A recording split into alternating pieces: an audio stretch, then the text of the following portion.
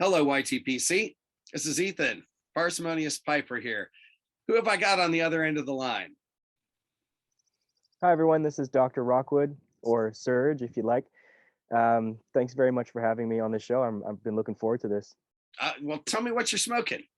Currently smoking some Peterson University Flake out of this Peterson Deluxe 5S, which is a nice little, It's a nice looking Lavat. nice little pipe here. Yeah, love it. Well, I have got some Seattle Pipe Club Mississippi River Special Reserve that Paladin sent me with a few years of age on it in a Pipe by Lee poker. Brand's no surprise. So tell us a little bit about yourself. Where you're from, what you do. Yeah, I'm from Ottawa, Ontario, Canada, our nation's capital, and I work for the government, along with like 65-70% of all the other Ottawaians up here, because it is the capital. At the moment, I'm enjoying the weather because it's the first day that there hasn't been a single cloud in the sky since last summer, really. So it's still cold out. It's like 13 degrees Celsius. I'm sorry, I don't know what that is in Fahrenheit. It's got to be around, I'm trying to think, 50 degrees. Something like that. So I'm still kind of all bundled up, but at least the snow is all gone. That is nice. Yeah. Oh yeah. I grew up as a kid in Germany, and I had snow on my birthday in June a couple of times. So yeah, late snows. I don't miss them. I love living down here in the South now. Yeah, I think I the older I get, the more I understand all these Canadian snowbirds that are just moving down to warmer climates in the winter just to kind of escape it. The older I get, the less tolerant of the winters I become. Right. Well, but for you guys, the lakes region of Ohio and New York is that's south, nice and warm. Yeah, that's true.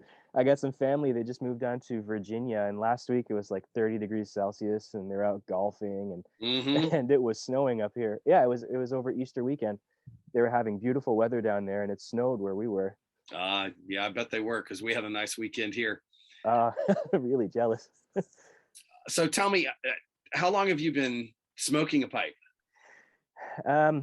Full time, probably about 2 years. But if you were to ask me when I started smoking a pipe or when I had my first pipe, I was probably 15. There was a kind of like a newsagent stand on next to the bus stop, one of the big shopping malls in downtown Ottawa, and they had a wall of hardwood Missouri meerschaum pipes. And I picked out a pipe. I think I had a fake ID or something. I can't remember. And and with it, a pouch of Amphora Full Aroma, I think it was. And I didn't know what I was doing, so I tried smoking it. I really wanted to be a pipe smoker. Even when I was younger, I was kind of knew that I had a proclivity to wanting to become a pipe smoker. So what was it? What was it about it that? I don't know. I mean, no one in my family. I didn't have anyone in my life that smoked a pipe. It was mostly, I think, that long line of my childhood heroes, my literary heroes, and famous writers and actors and important people that I just kind of like loved that distinguished look of it. That I think it just kind of drew me to it. It just sort of attracted me to it. So I tried smoking a pipe at 15. It didn't really work. I'd come back to it maybe once a year. And then I joined the army, and then a couple of the guys in the unit, they were pipe smokers. So I went out and I bought this big heavy Medico thing, this big bent billiard, and it was MacBaron 7Cs Gold that we smoked at the time. And I didn't know what I was doing, and it was horrible, and it sucked. And yeah, a couple of years ago, trying to quit cigarettes, and I kind of remembered that I had my pipes. So I started looking into it, and we have a really nice local tobacconist here a couple blocks away. So basically, I'm their best customer now. And that's kind of how it all started. So you're one of the lucky Canadians to live not far from a good shop. That's right. Yeah. Yeah. Yes. I feel sorry for some of the guys out in the provinces who We hear about the horror stories of them having to have things mailed to them. Oh yeah, yeah. Mm. If you have an ally south of the border, then that's the, or even my cousins when they went to go visit my aunt and uncle in Virginia, they're like, "Do you want us to bring you back some stuff?" And I said, "Well, I can just as easily get it from Fort Oggins, but thank you." Now, watching your videos, I noticed you have a decent variety of pipes. Have you, uh, in the last 6 months or so that you've been back at it, have you, or you said a couple of years, fallen into a particular pipe maker or um, artisan carvers camp? um I can't say that I've graduated to the artisan carvers you know level just yet. I'm a big fan of Peterson, because they're workhorse pipes, right? Like, you can puff on them all day, bowl after bowl, and they'll still deliver a good smoke, in my opinion. So I'd say Peterson is one of my brands. Claude Romain, it's a French brand. You find a lot of Claude Romain pipes in Canada, and I don't know if it's because we're so close to Quebec and there's a lot of Mm. francophone French influence. I myself am French Canadian, so I don't know if that kind of contributed to me gravitating to Claude Romain pipes, but they do put out a really nice straight billiard, and the pipes are decent. It's like $80 for one of those, off the shelf at a local B&M. So those I'd say are the two. That's $80 Canadian. Yeah, so So probably like 60, 60. 50 American, something like that. Yeah. Okay. hmm Now you bring up billiards. Do you happen to have a favorite shape? I love the straight, smooth billiard. Ideally, um, with more of a fishtail stem. I'm not a huge fan of the saddle bit, although this pipe is growing on me. Um, it's my exclusive university flake pipe. Um, but yeah, I think I'd have to say it's the straight, smooth billiard. It's kind of a shape that it's hard to go wrong with. hmm Um, the the only two Petersons that I have are both the 106 Oh, straight billiards. nice, They're nice. and they're fantastic Yeah. pipes. Oh yeah, They for sure. really are. Uh, do you have them in a military mount, or do you have them just kind of like as a straight? Well, the one I bought as a Christmas pipe just has an unadorned military mount. Mm, nice. Um, and is it I forget which finish it was, the dairy. Okay. It's kind of got a chocolate mocha swirl stem and Mm, a heavy rustication, brown oh, nice. rustication, and the other one is a spigot, a silver Okay. spigot that was given to me as a gift. Mm, Um, Both of them, they're fantastic, fantastic pipes. Like you said, they could be workhorses for me. yeah, for sure. Particularly the cheaper one. I bought that Christmas pipe for right around $100 American, and um, that one is just really beefy. Mm, mm, I could mm. see smoking that even as a daily pipe. Yeah. It seems to be that sturdy. Oh, for sure. Yeah. No, it's and it doubles as a hammer too, right? Just about. It's pretty solid. I hadn't thought of that, but yeah, it's a pretty beefy pipe. Unlike my old American factory pipes are a lot more. Um, they're slender. Mm, They tend to be a little more graceful in the lines, and yeah. not with the exception of a couple, a pot and a bull moose. Mm, Um, they're not real big pipes. They're much right. more petite, um, compared to what's popular today. Yes. And Yeah. even the 106, which is not a huge billiard, it is pretty hefty when it's in one of their Oh heavy yeah. rustications. That's right. Yeah. How big are the bowls though for your pipe by leads? Like how long of a smoke would you get out of Well, you know, to a give you an typical? idea, give you this is a standard size check tool. Okay. Oh, There's okay. my bowl. So it's not Oh, a okay. bad bowl, Yeah. but it's not as big as the 106 Right. by any means, and that's not even a big pipe by today's standards. That's true. You know, I think um, the 106 would be like considered a group 4, I think, right? yeah, Something like it's a that. medium large. Yeah. But yeah, those are absolutely fantastic, fantastic pipes.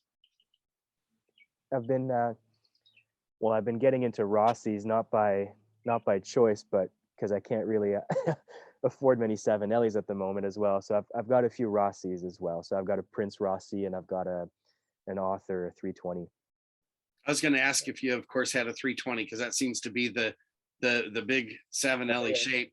Yeah, I I got on the bandwagon. I think it was last year that everyone was buying up 320s.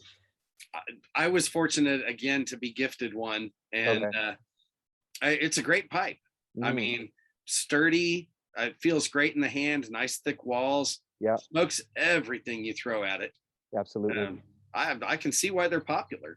Oh yeah, for sure. Yeah, it's a great English smoker, I find, because of the width of the bowl. So you really get all those aromas kind of blending in, as opposed to a tall, narrow stack, which would be good for like a Virginia or something. But Mm-hmm. yeah, I do like my 320. Although I find that it smokes fast. Maybe it is because it's a wider and squatter Now, chamber. do you smoke with a filter or insert in it? No, no, I don't usually do the filter. Um, the only time I'll actually put a filter or use a filter is in my walking the dog pipe. I have this Dr. Grabo Grand Duke, and I throw a medical filter in there just because I tend to smoke bitier blends when I go to the dog park because they in turn smell nicer to the Right. non-smokers around, and I don't want to lose my smoking privileges. I do the same thing with my cobs. Okay. I will throw a 6 millimeter balsa in when I'm smoking an aromatic just to help absorb all the extra, but Yeah, not offend everybody around me. exactly. Well, Oh, you get it. that 320, then, if you're not smoking it with an insert or a filter, you got a wide open draw. That's going to smoke a little faster. That's true. That's true. Yeah. Um, yeah. Yeah, you're absolutely right. See, I put the 9 millimeter adapter in mine just to choke the draw down a little bit. Okay. And that helps. It it solves for me. I do like a wide open draw, and in my cobs, most of the time, if I'm smoking a burley, I don't put a filter in. Okay. I love the wide open draw of a corn cob, Mm. but the 320, that 9 millimeter, that's a big hole. And we're kind of going reverse calabash at that point. yeah, you really are. So yeah, putting the adapter in choked it down to where it's a fantastic pipe. Nice. I should look into that. Well, I think most everybody carries them for a buck or two. Oh, okay. Yeah. They're pretty cheap. Okay. We talked pipes, blends. I've seen a few different varieties of things. A lot of Englishes in your videos. What's your favorite, either single blend or genre? Oh, I love the classic Dunhill ribbon cuts. Well, now the Peterson have taken over the Dunhill line. I love all of those. I'm a big fan of Englishes in general. I think Standard Mixture and Squadron Leader would be my two favorite Englishes. It's pretty much what's in my cellar at the moment. That and Full Virginia Flake by Samuel Gowith when I can get it. Mm-hmm. But yeah, I mean, like most people, I started with aromatics. Like I said, it was Amphora and the Seven Seas Gold and stuff like that. And I had no luck with those. So I went to Englishes first. And actually, the first non-aromatic blend I ever smoked was McBaron's Plum Pudding. And that thing burned my mouth. It was tasty, but what really kind of kept me going back to it was the Latakia. And that kind of just started a love affair with English blends. So Standard Mixture with that nice like creosote aftertaste, I kind of chase that. And then if I want a more mellow all day smoke, then Squadron Leader is my go-to, my go-to English as far as setting the standard for what I'd like a mellow English to taste like.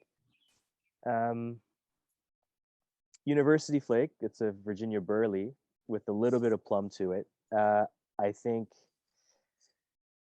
I don't know if it's my favorite, but it's certainly the blend that I smoked the most last year. Oh, really? Yeah, it just kind of, as a former cigarette smoker, I mean, I still enjoy a cigarette here and there, but this thing kind of gives me that nicotine kick, um, along with enough of a sweet nuttiness to it that that I enjoy. Um, Well, this I've to heard a me, lot of cigarette smokers say it also gives you something to do with your hands. yes, yes, You know, it's true, absolutely. Yeah, definitely a tactile element to it. Um, but I'm really grateful that I discovered the University Flake, because that's probably my favorite burley. It's probably the only burley that I really enjoy. oh To be really? Yeah, I have a hard time with burleys. Nothing against burleys. They're fantastic tobaccos, but Well, I you got re- a fellow Canadian up there, Everett Young, who oh yeah, would would have to have some words with you yeah, there. we're gonna go 9 rounds. Yeah, but I have a hard time, especially with, and I'm really sorry to say this, everybody, I can't stand haunted bookshop. I've Oh, tried. I've given it a whole 10. I really have. I'm really sorry. well, I I don't know many people who are on the fence about haunted bookshop. Mm. I also did a whole 10 of Bell's Three Nuns, and there was something about it that just I couldn't, you know, it was a chore to smoke Three Nuns, I found. But Well, that's just me. I do like the roughness Mm. of a haunted bookshop or an old Joe Krantz. Yeah. Um, for people who don't, I do recommend that you try something like Mac Barron's Symphony Okay. or Golden Extra. Those are both Okay. burley based, but one is cocoa and the other is honey. Oh, And okay. they're not Mm. aromatics. You taste the burley, but they're softer burleys. They've got the rough edges rounded out, and that's Okay. kind of might be a gateway into enjoying some burleys that a lot of people otherwise would just write them off and smoke nothing but English in Virginia. Right. Well, like I said, I mean, University Flake is primarily burley with a bit of Virginia added to it, and I love this blend. I really Yeah. do, and I think maybe it is because it's kind of smoothed out, right? It's not as poignant or as sharp as a more excuse me, a more traditional American burley might be like. But I'll definitely check it out. You said Mac Barron Yeah, the Symphony Symphony. Okay. and Golden Extra. Okay. I think there's some golden extra at the local shop, so I'll look into that. Yeah, those are both good burleys for people who think they don't like burleys. Just like I had always early on said I didn't like Virginias. Mm, Well, I found out that wasn't true. What I didn't like was the light grass, hay, honey, yeah. citrus. I don't like light Yeah. Virginias. But Uh, when Onion 2 a.m. pipe on the patio turned me on to Black Irish Twist and mm, Brown Irish Twist, uh, those are some Virginias I can get into. And yeah. then I discovered 1792 Flake and some of the Gawath and Hogarth and Sam Gawath Virginias, the dark ones Yes. in Yeah. particular. I like those. But that goes along with my like of Burleys and dark fired Kentuckies. Mm, They all have at least that heavy flavor quality to them. You know, yeah. Yeah. they're Absolutely.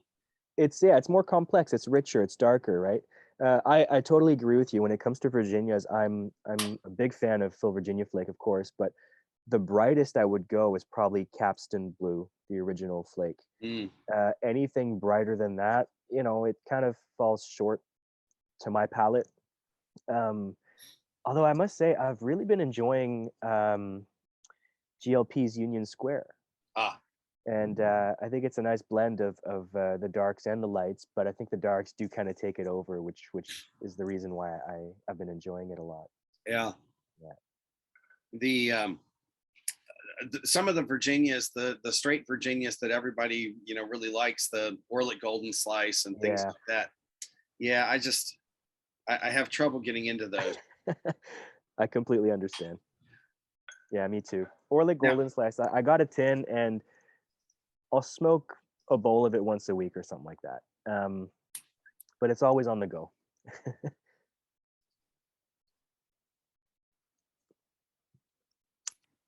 talking too much, can't keep it lit. Um, do you smoke different blends seasonally? Yes, I do. I actually made a video about that, I think. Um, and like, You did. That's actually what prompted the question. oh, okay. Yeah, I'm a big seasonal smoker, and I'm planning on revisiting that video because I'm discovering some things now about English blends that I didn't know. But generally speaking, it was Englishes in the winter and the cold months, and then Virginias primarily in the summer months, with University Flake kind of peppered throughout the year. Um, in my quest for a lighter English, I have come across a few that I have smoked on warmer days like today. Um, but of course, it was raining, so it kind of lends itself to the English weather and kind of the English atmosphere. But I really did enjoy the sweetness in Meridian. And I want to try experimenting with that this summer and seeing if I could smoke a bowl of Meridian when it's like 40 degrees Celsius and like Hmm. the humidity is to like 95 degrees or something, 95%. Um, so yeah, that's in the works for sure. And then again, I've tried smoking Virginias in the winter, and they just kind of don't cut it for me. I have to have something deeper and darker, and something a little bit more robust, um, with more of that creosote flavor. Yeah, I joke that I smoke different blends seasonally too, and in the winter I smoke brown Irish twist, and then in the spring I smoke black Irish twist just to lighten things up a little. And in the summer I moved to Mac Barron's HH Bold Kentucky for my light summer blend, Right. and then rotate back to black and brown Irish twists for fall and winter again. Hmm. Hmm. Now, Yeah. do you happen to dedicate particular pipes or shapes to different blends or types? Yes. So um, I have a few pipes that I dedicate. So my Virginias, I can smoke in any of my Virginia pipes. I think I've got 3 pipes that I keep for Virginias. Um, one of them being a new acquisition. It's a Canadian shape, and I figured, it'd probably be good to smoke Virginias in that because the extra length of wood on the shank would help kind of absorb more of the, you know, more of Mhm. the bitiness of the sugars in the Virginias. I mean, that's probably pseudoscience. I have no idea if there's It any. sounds good though. Right, exactly, yeah. um, with this pipe, however, it's exclusively for University Flake. Um, my my 320 is pretty much just for quiet nights, or if I'm being adventurous, some nightcap. Yeah, Okay. I had a Savinelli. I have a Savinelli. It's a set. Well, it's an estate. I got it off eBay, and it's a nice Punto Oro, and that's what I would use to smoke my haunted bookshop with, just to try and de-ghost it from whatever aromatic the previous owner smoked in it. And so that was exclusively a haunted bookshop pipe. Yeah. I have discovered since almost everything I buy was made prior to 1970, Mm, um, that if I do get a ghosted pipe that has some heavy floral or aromatic, that typically a few bowls of haunted bookshop and pirate cake, a brown Irish twist, that tends to scare the ghosts out. right. They don't seem to stick around much after you hit them with those. How long would it take you? How many bowls would you say until? 4 or 5. Okay. Yeah. Okay. Yeah. Well, when you figure pirate cake is 70-75% Latakia, Hmm. it's up there. Yeah. Oh yeah, for sure. Yeah. Yeah. That'll do the trick definitely. and But and then that again, that like, it'll yeah, that become. that does seem to work. Sorry, what was that? I said that does seem to work. Oh yeah, yeah, yeah. But then it'll be an English pipe, right? Yeah. I'm not worried about the Latakia ghost, since almost everything I smoke is heavier than that, Right. um, in either Kentucky or Burley. Right. Um, so what got you into the YTPC? And part two, what got you from watching to presenting? um. Oh yeah. Okay. So a couple years ago when I really got back into pipe smoking, I wanted to do it right. So I just looked up some videos on how to do it, and the three main channels that popped up were Mutton Chop, Bradley at Stuff and Things, and Mike at Briar Blues. Mm-hmm. And I just subscribed to them because they, I really enjoyed Mutton Chops. I really enjoyed his series on how to smoke a pipe. I Yeah. really enjoyed Bradley's tobacco reviews. I thought that those were super helpful, especially at the beginning when I was learning what I liked and what I didn't like, and what I should spend my money on and all that.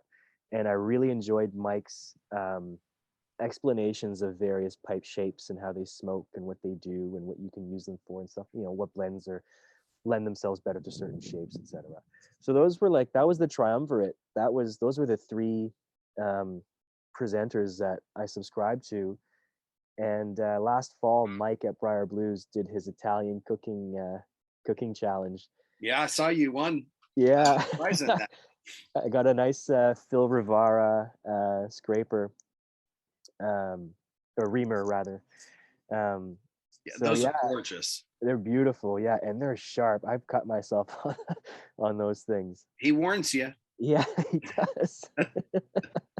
Yeah, so that was it, and I figured, well, this was fun. It was fun to do. So, why not try this again?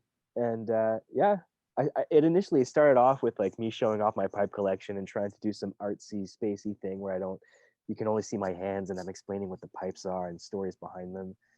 And then it moved to my fireplace, still hiding my face. And then one day I just said, "Oh, to heck with that," and stopped caring about hiding my face behind the camera.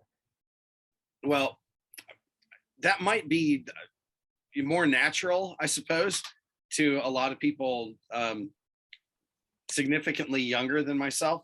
Mm. That people who don't know what it's like to grow up without the internet, um, and whose entire lives have been connected online in some way, probably do find it easier to make that jump. Yeah. Having taught, at the college level, and where I was, we had at least a handful of our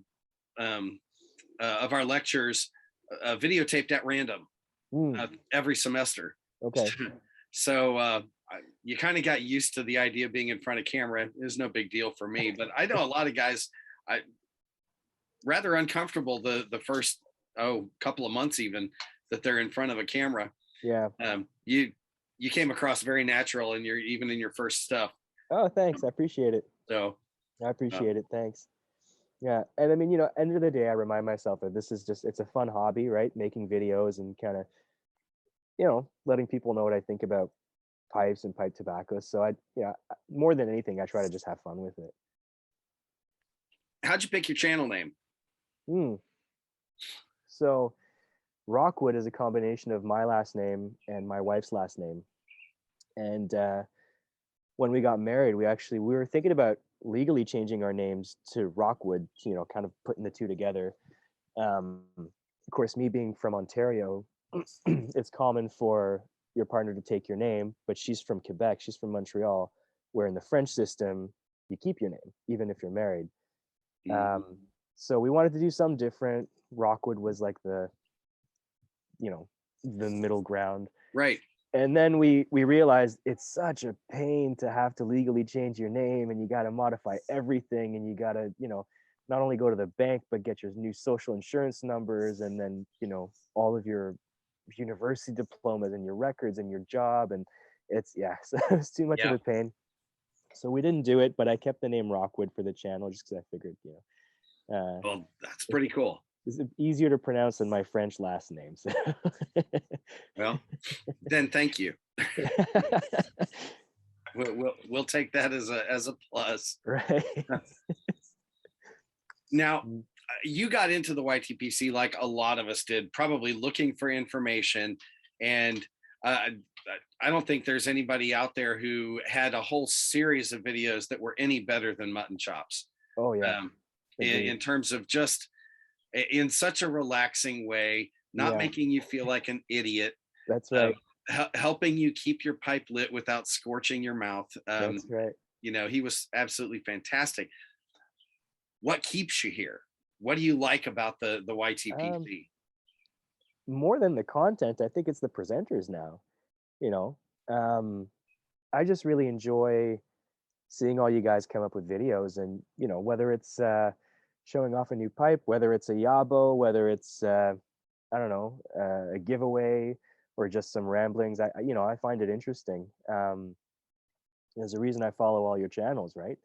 um, it's as much to just kind of see what you guys are up to as it is for learning about pipes and pipe smoking and things like that. So Hmm. yeah. Well, it is quite an interesting community in that I think YouTube actually did us a favor by not allowing us to monetize Yeah.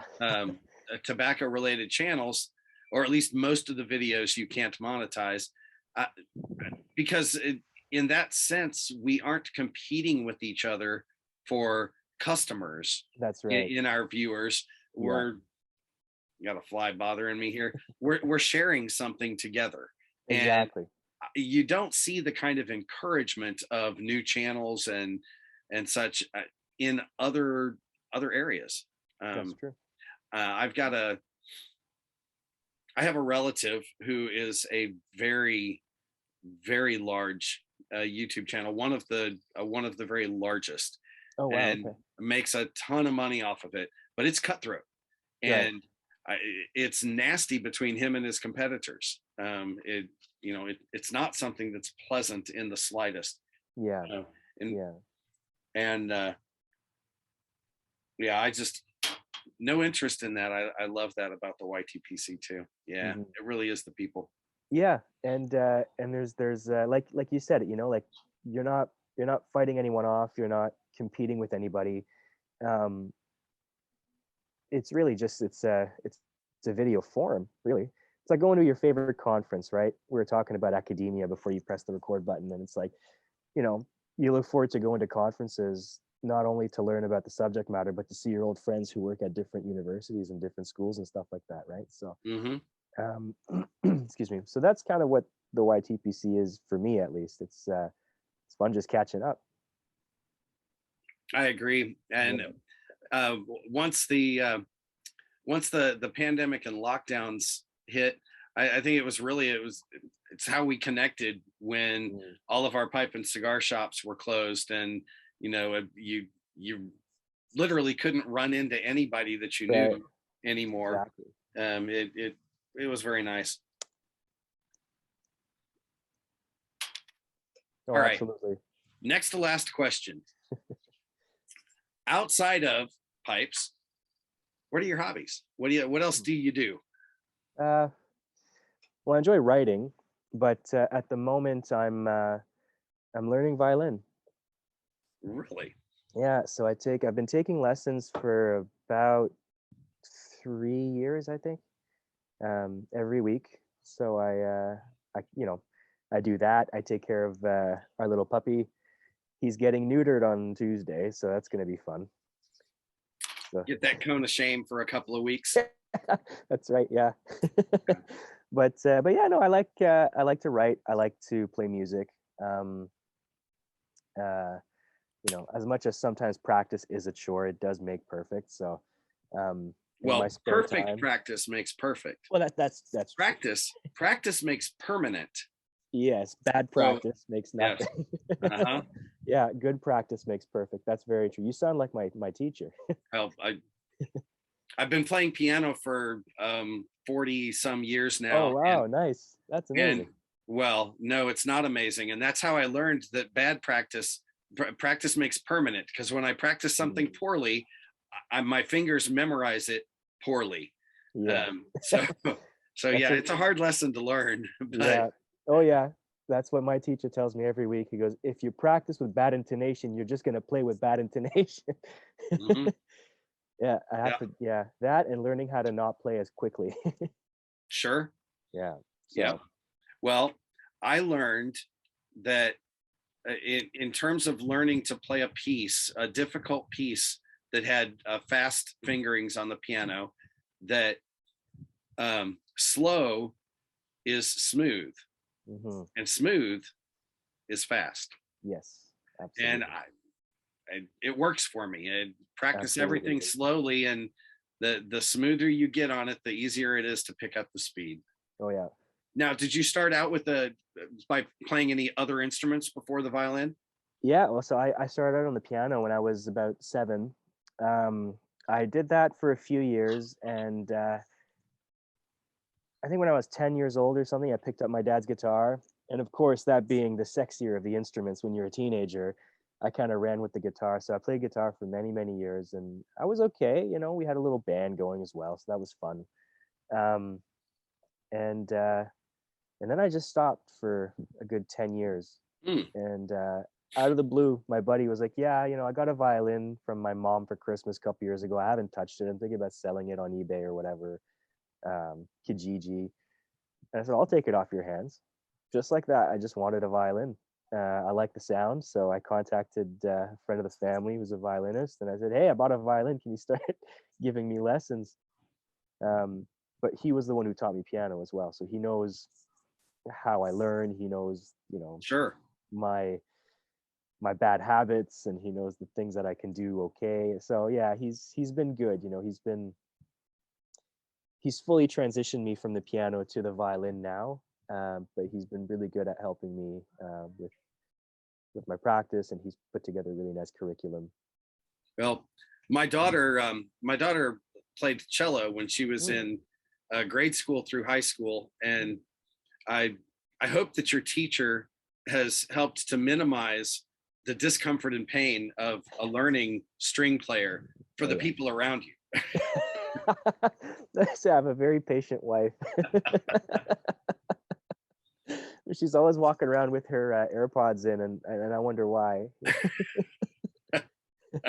No, I kid, but yeah, that until she learned how not to slide her fingers along the strings and squeak all over the Yeah. place, it was a little painful. Oh yeah. Yeah, But for if you sure. already played the guitar, then you had already learned a lot of that. Um, uh, how to move Yeah. your fingers quickly on strings without squealing. Yes, yeah.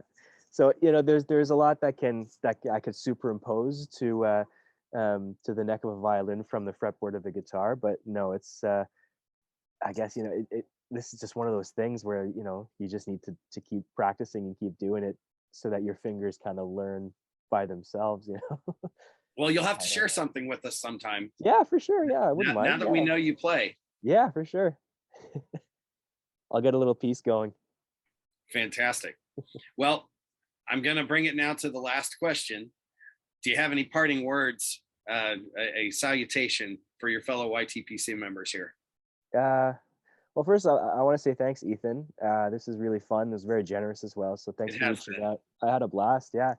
Um, to everyone else, thanks very much for watching my videos. And it's all about you guys, right? So keep them coming. So thanks very much. As always, his link will be down below.